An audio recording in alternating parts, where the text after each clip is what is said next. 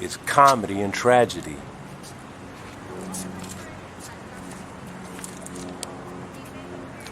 I had a vision. I'm gonna tell you a story. I'm gonna tell you 3 stories and some jokes, because it's tragic and it's comical. It's a tragedy.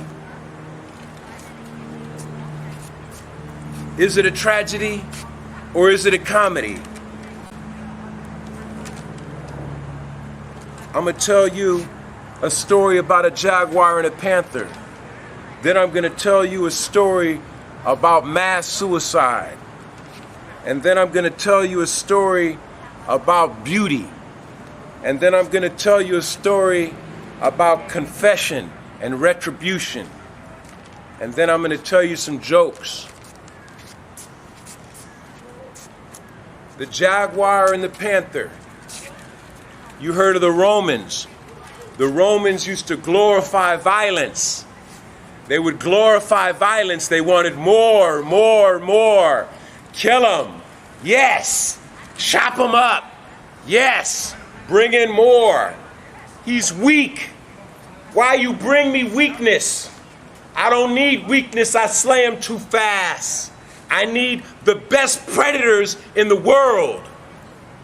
I need the best predators, the best killers in the world, not loudmouths, not wannabes, real, trained, fit, Herculean killers. I want them here in the Coliseum now. I want everybody to go to the 4 corners of the earth and find me the best of the best. Only the best of the best. If you don't fight a good fight, your whole family and kind will be erased. You must fight.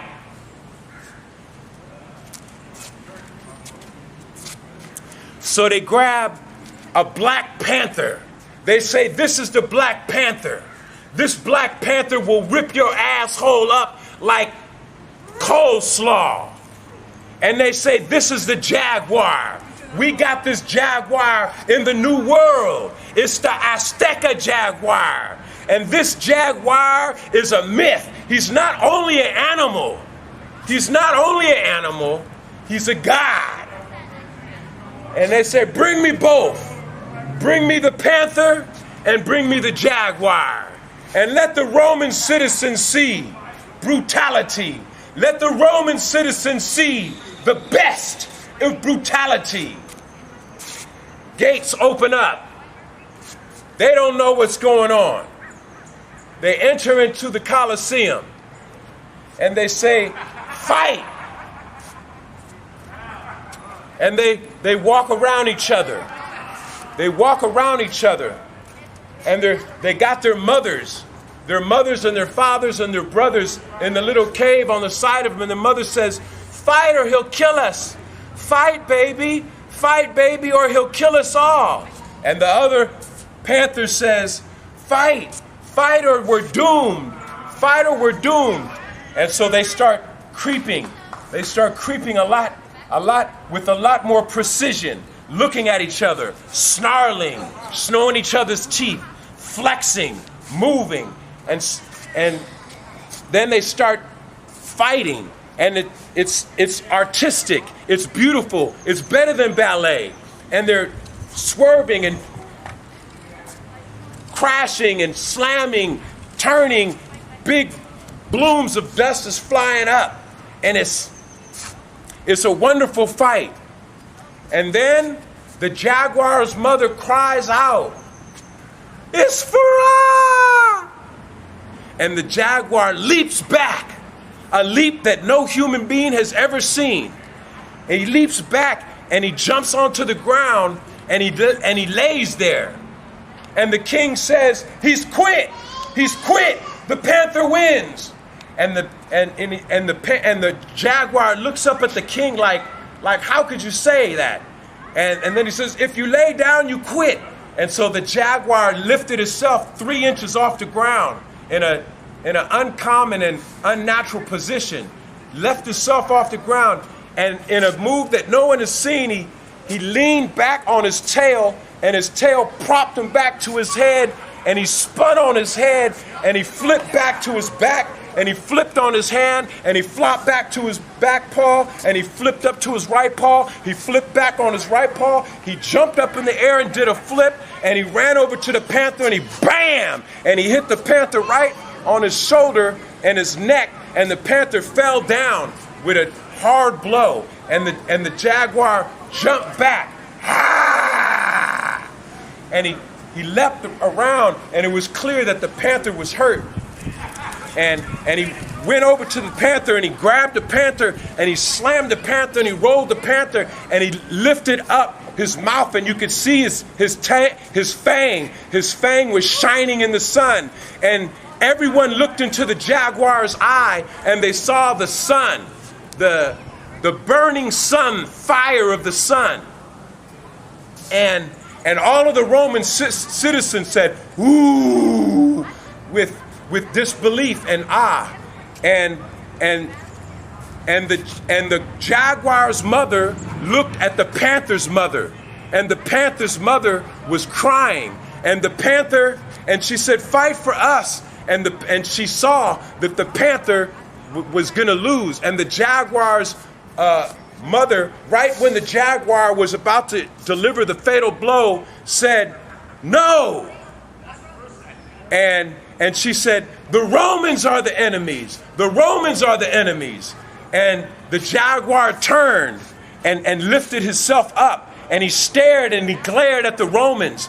And the panther jumped up behind him on the side of him, and he jumped up. And both mothers screamed out, "They're gonna kill us! They're gonna kill us!" And the jaguar but the panther wanted a chance. The panther wanted a chance to show his mama that he was a killer and that he was faithful. And so the panther wanted to strike first, but the jaguar was too fast. And in one blow, the jaguar leapt up into the stands and put his claw through the entire family in one stroke. The entire royal Roman family in one stroke. He cut them all in half, and they just fell to the bottom. And the jaguar leapt back in one leap, and his eye was still on fire, and his fang was still shining. And he looked at the crowd, and he looked, and they said, "Who's next?" And the panther was right behind him, and the panther was like, "I hope you can't do it, because I want to show my mama that I can kill too." And he was looking like, "I want to kill who's here?" And all they said, "Who of you likes brutality? Who of you likes brutality? Who of you likes violence? If you like violence, come into the Colosseum and get some. If you want to glorify violence, come and let me show you your own blood. Let me rip your heart out and show you your heart." And all of the Roman citizens bowed their heads. And the panther and the jaguar asked, "Who likes brutality? Who likes brutality? Where are you? Where are you?" And the Roman citizens bowed their head, and they would not lift up. And they said, "Give me some! Give me some! I must have some!" And none of them would lift their head up. And he said, "Either bow your head now, either lift your head up, or forever say no to violence." And they all kept their head down low out of fear of the jaguar and the panther.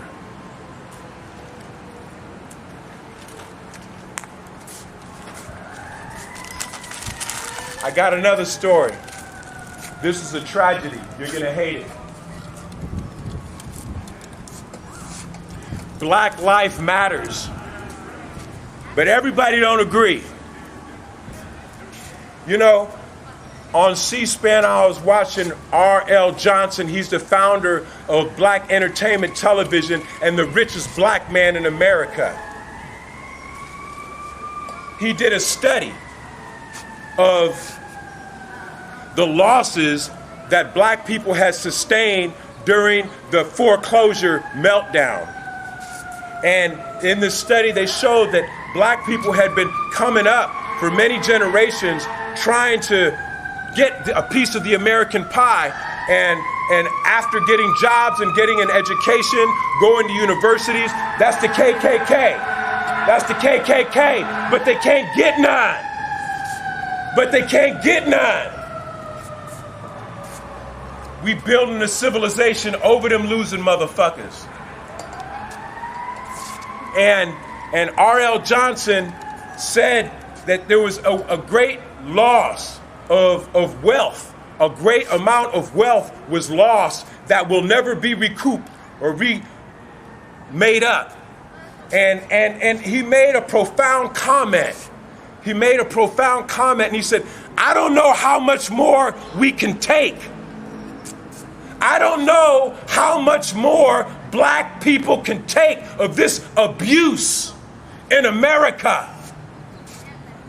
And so the story, so this is the precedent, this is the foundation of the story. And so black people just got tired of abuse, got tired of, decade after decade after decade after decade, the lies, the misjustice, the injustice, the humiliation, the inhumanity, the indecency, the abuse, the incarceration, the murder. It just got too much, and no one seems to laugh or care. They all have celebrations and anniversaries and dinners and great accomplishments. But what about our people? What about my and your brothers and sisters and our fellow citizens? And then a horrible thing happened. Black people was committing suicide at an unprecedented rate, and they was going to the city council and the government, the state government, and Washington, D.C., and just laying down and dying. And every morning they had to go out and scoop people up. And then it hit the news. They said, today, 40,000 black people committed suicide in front of Washington, D.C. Today, 120,000 black people committed suicide in front of the county building. Today, 675,000 black people committed suicide in front of the state building. And it just went on every day. And white people started saying, panicking, saying, what have we done? What have we done? What have we done? Please stop. But they wouldn't stop. They wouldn't stop. They said, you don't love us. They said, no, we do. We're going to do something. They said, no, you've shown us already. You've shown us already. You don't. Don't lie no more. Don't lie no more. You don't. So don't act like you cry when I die, because you don't cry. You cry for some other reason. It makes you look bad. You don't care about my humanity. You don't care about my son's prosperity. And it got down to the last black man and black woman. And the white race had a civil war between those people who wanted to stop it and those people who didn't want to stop it. And there was a lady named Eleanor Roosevelt. Not the Eleanor Roosevelt y'all know about, a different one. And Eleanor Roosevelt's husband was in charge of the United States military. And white people was attacking white people, saying, it's your fault they're doing this. It's your fault. You should all die. You should all die. Why should they die? You die. And white people began attacking white people, saying, you are the hatred. The hatred came from you. Why should these beautiful people die when it is you who are bad? It is you who are evil. And white people began killing white people in unprecedented numbers. And millions every morning. It was from coast to coast. And finally, Eleanor Roosevelt was smart. And she said, all the white people move to these certain areas where you'll be safe. But they didn't know that there was a nuclear bomb at every one of those locations. And then when everybody got there, Eleanor Roosevelt crept into the room and blew all of those cities up and all of those white people up. And there was only 2 white people and 2 black people left in America. And the black woman was crying, and she said, I'm gonna die now. And the white woman said, no, sister, don't die. It's us who is wrong. You shouldn't die. And she said, there's only 2 of us left. There's only me and my husband and you and your husband. We can make a new humanity now. We can make a loving humanity now. We don't have to have no more hatred. It could just be love. And the black woman, she started to look up, and the white woman's, Eleanor's husband, made a racial comment. He made a racial comment, and then the white woman looked at the black woman, and she just leapt off and died and committed suicide. And there was no more white women to have no more white children.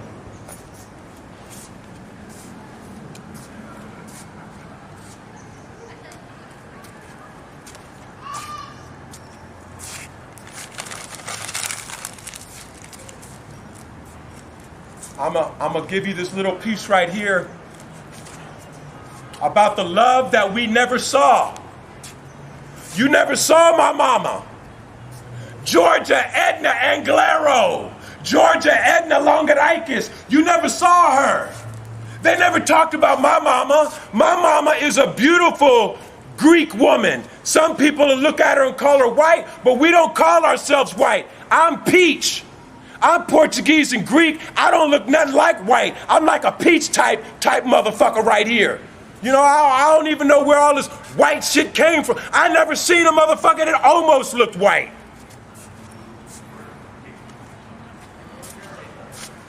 You never heard about my mama. My mama got blue eyes. They're so blue, they look like the ocean and the sky mixed in a twirl. And my mother don't like racism. My mother taught me, Ronald Joseph Pereira II, to fight against racism. And I have. All in the Marine Corps, all at Camp Pendleton, all in Berkeley, all in Hayward, knocking down the San Lorenzo High School rebel mascot, me and my sons. And we ain't done yet. We here.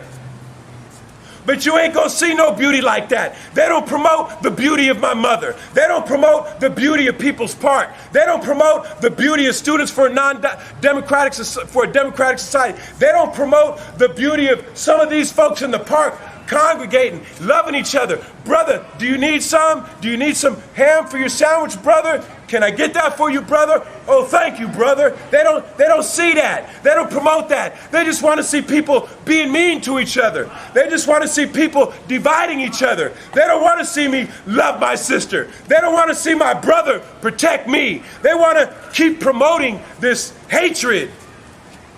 You're never going to see nothing beautiful. You kill beauty every day. Beauty has no chance. Beauty has no chance with you ugly motherfuckers.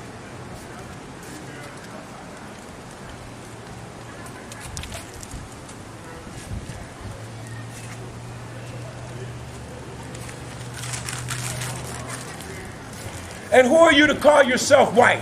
What is white? Some racist ass hatred? There ain't even no such thing as white.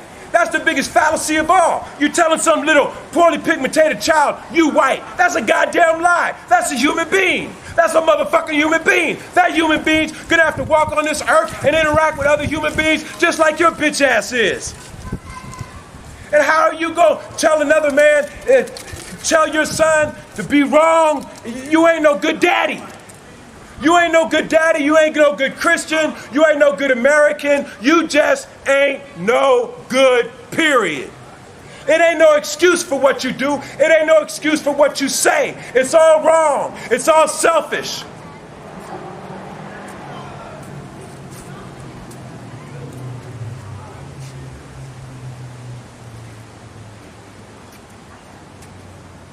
And I saw a white man. He was a redneck. We got drunk in San Diego. Drunker than a skunk, loose as a goose in Tennessee, if you know what I'm saying. And I asked him, how could you stand there and be proud of yourself, man? I mean, let's keep it real, motherfucker. How could you be proud of this shit you're talking about? You're a killer, man. You ain't nothing but a killer and a motherfucking liar. That's all you ever did. Everything you have, you stole. Everything you made, you took. Everything you created, you stole. And he looked at me. And he was crying. And he said, I know. He said, I'm tired. I don't want to do it no more. How do I come back, brother? How do I come back to brotherhood? And I reached out my hand. And I said, it's real easy, brother. You come right over here. You come right over here and I will defend you. You tell me you don't want to be racist no more and I will die for you.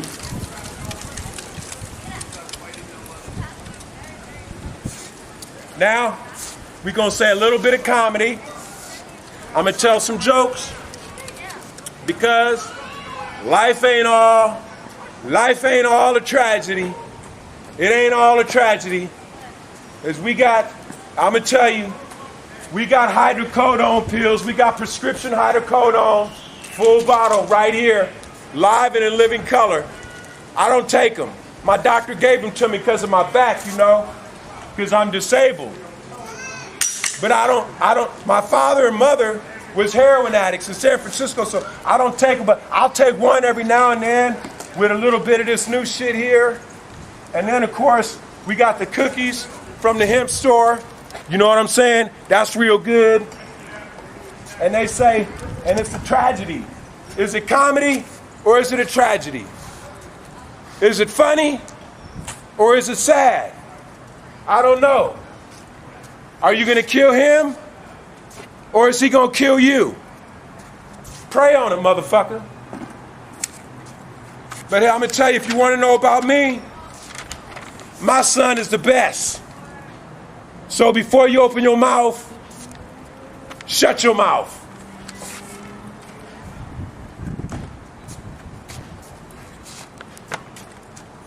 I got a few jokes, and we got the joke muse over here. The joke muse is going to tell me, am I doing good or am I doing bad? First joke. I got a friend named Mike, you know what I'm saying? We from West Side Berkeley, you know what I'm saying? Waterfront, right way in San Pablo. You know what I'm saying? And my partner was like, hey man, I just got out of San Quentin, man. That ain't no place for a black man, man. You know, they get me on some old chump shit, you know, white man love locking a brother up. You know what I'm saying? It ain't nothing nice, man. I was like, Mike, I'm gonna get you a 40, man. I'm glad to see you, man. It ain't the same without you, man. He said, man, I agree. He said, you know what? I ain't going back to jail no matter what. I said, man, I'm so glad to hear that. I love you, blood. He said, me too. I said, we gonna get a job next week, man. No problem. I came back next week. Mike is standing on the porch. He's selling crack, throwing rocks at white people when they go by, telling them to go to their own neighborhood. Got a stolen car in the driveway. Got prostitutes walking into the shack, you know. And I walk up, and he got people selling them and trading them stole shit for crack.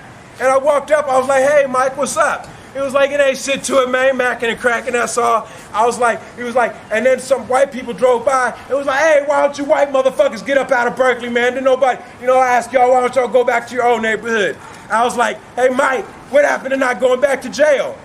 What happened to not going back to jail, man? It was like, yeah, man, I ain't going back. That one was funny.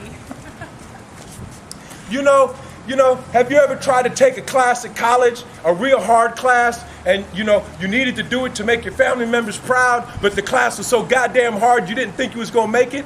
Well, I was taking a calculus class up at Cal State Hayward, and the class was so goddamn hard, I had to study. I kept forgetting the formulas. You know, I smoked some weed, I showed it to you. I had to stop smoking weed. Now, I've been smoking weed since I was 4 years old. How many years? 4 years old, that's right. We from San Francisco. We start early.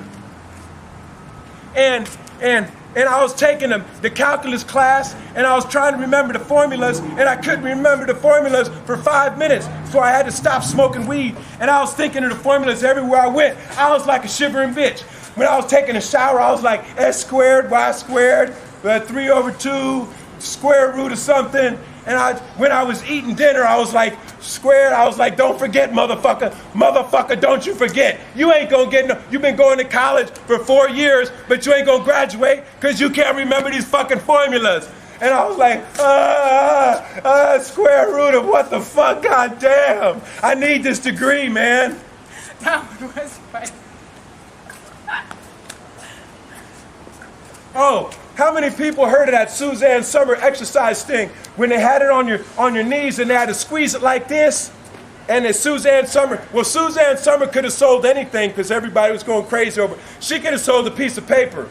But she had this little exercise thing and she squeezed it like that. And you know, I went to the gym one time and I saw a lady, and I think it works your vagina muscles and it gets you all excited or something, because the lady was she never would speak to me before, but I came in, she was working on there, she was like, "Hey Ron, hi, how you doing?" I was like, "Oh, fine, just go over here to the weight bar." It was like, "Well, it's so nice to see you. I can't wait to see you again." Ooh. I was like, damn, that's a pretty damn good exercise machine. I need to try it for sure. That was a good one. Have you ever seen the police trying to act like police when they really scared as a motherfucker? You gotta be from the hood to know that shit. You know, you gotta be mob deep to know that shit. You know, you gotta hang out in West Oakland at 2 o'clock in the morning with 75 motherfuckers and have two creepy cracker police come up, and they got their guns, but they know goddamn well we got machine guns. You know, they got sickness in their mind, but they know we just got through mobbing and shit like for the past 10 years. And the police is coming out and saying, "How's it all going, guys?" And I can see in their eyes, they're praying to God we don't knock their asses out. Nothing, man. Nothing. Just get in your car. Let us finish doing what we're doing. And the police say, "Okay, guys." And they know goddamn well we got straps on us. We got every drug known to mankind all in our pocket. The motherfuckers don't want to search us. And look, I'm going to tell you the truth about bitch-ass police when they in the hood. They do not want to stop the right motherfuckers, blood. Because look, we know who the right motherfuckers are. And the police be zooming by them. They be like, "How come you ain't stopping Speedy, man? How can you know he'll shoot your ass?" That's why. You know goddamn well he'll shoot your ass, and ain't nobody in South Berkeley gonna say shit. Really close to reality. I don't know about that one.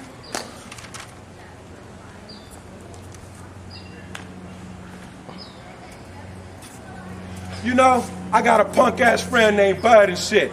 He didn't like that I was a player. You know, he don't like that player status. He's all square and shit, you know, and he's all, "You got to come at a woman right, man. You know, you got to give women respect." And I'm like, you know, you ain't never going to get no pussy like that. I said, women don't want to be respected. They want you to, walk up, wink at them, squeeze the titty, and, hook them up. And he's like, "Oh, you're full of shit. That ain't true." And I'm like, "Bud, can you really be that goddamn dumb?" I said, "I've been from San Diego to fucking Richmond and every city in between, and that's exactly how they want it done." And then when I got 55 women buying me 55,000 shits, and Bud is like, "How do you get all these women coming through?" I'm like, "Bud, you need to quit being nice to these females. They don't like that shit." That one was funny. And I'm going to tell you something else, too, about some of these young women around here. You know, some of these young women develop ass and titties too goddamn fast, and they don't know how to handle it. You know, you get a little 13-year-old girl with some ass on her, little titty popping out, and then they walk down the street, and the men can't tell. The men can't tell from far away, a block away, if that's a third. And, they start getting all happy, honky. Hey, what's going on? And the little girl, she ain't nothing but a little ass girl. She starts getting all happy. Next thing you know, she's coming home telling her daddy, "A lot of men like me, Daddy. You just don't know. A lot of men like me." And I'm like, "A lot of men like you? What the fuck are you talking about? A lot of men don't supposed to be liking you. You're 13 fucking years old. Oh, don't be jealous. You're just jealous because a lot of men want to do a whole lot for me. A lot of men want to do a whole lot for me." I'm like, "You know what? Your ass and titties is on restriction. Fuck that. No more ass and titties for you. You can't walk out with no ass and titties." That one was funny. I live in an apartment building, and the owner is this little Chinese man. I love Chinese people, but he's a little Chinese man, and he just thinks he's gonna rob and cheat every fucking body. And I keep telling him, "Clean this shit up around here. Fix this shit around here. Get a manager around here. Clean the pool out some. You want to collect the money? You ain't doing no goddamn work." And he says, and then I tell him what to do, and he keeps on saying, I own the building, but I own the building. I'm like, that don't mean shit. You still gotta clean up. You still gotta respect your tenants. You still gotta obey the regulations of the county. But I own the building. You're only a tenant. He kept saying that shit until I took him to court and took $25,000 from his bitch ass. And you should have seen him when he left court. And the judge said he had to pay me $25,000. He was like, this isn't what they taught me in class. This isn't the way it's supposed to work. I'm like, fuck you. Pay me.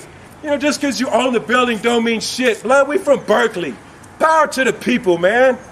Eat shit and die. That one was funny. Fuck you, pay me.